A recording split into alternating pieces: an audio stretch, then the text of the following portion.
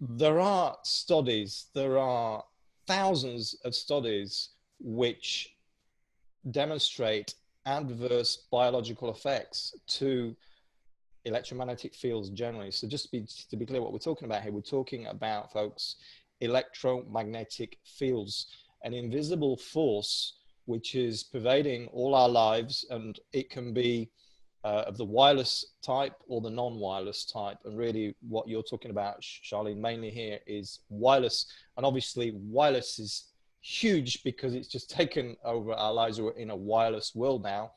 And why are we in a wireless world? Because everybody wants that. Everybody wants this wireless world to be, everything to be instantaneous and to have instant communications. And there are so many upsides to it, but there are many downsides.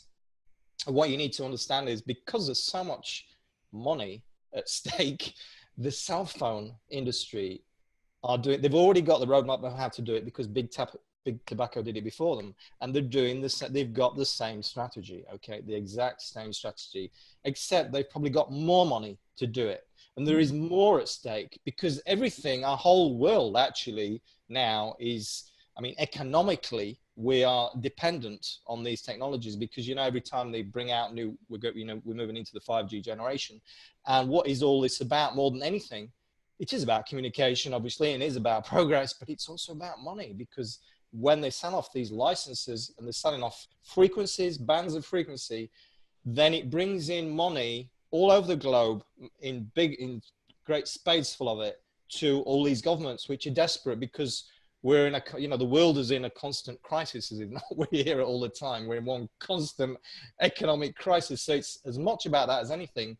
And so what is happening is the science is being manipulated, as to say, the information we're getting more precisely is being manipulated, and the science even itself is being manipulated. You know, there has been comparative studies done on this. You compare the studies, for instance, on notably on gliomas, which is a form of brain tumor. If you look at the independent studies, then they're showing an increased risk of glioma. If you look at the industry funded studies, then they're showing no increased risk. So right back to the actual science itself, there is manipulation.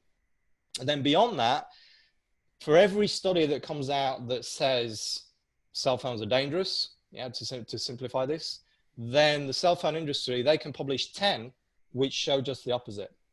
And, you know, a lot is in the interpretation of these studies, because studies are pretty dry, boring things to read. I don't know if you spend any time reading it, but I read studies on this.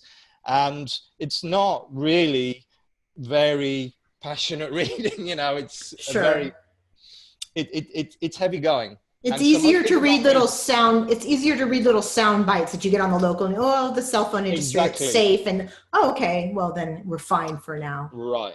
So I kind of wanted to bait you with that fringe science. I knew that that would kind of get your heckles up.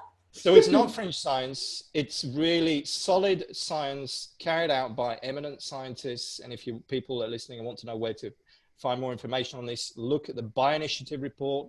Really great resource on this since 2007.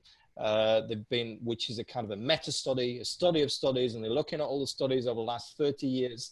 And there are thousands of studies.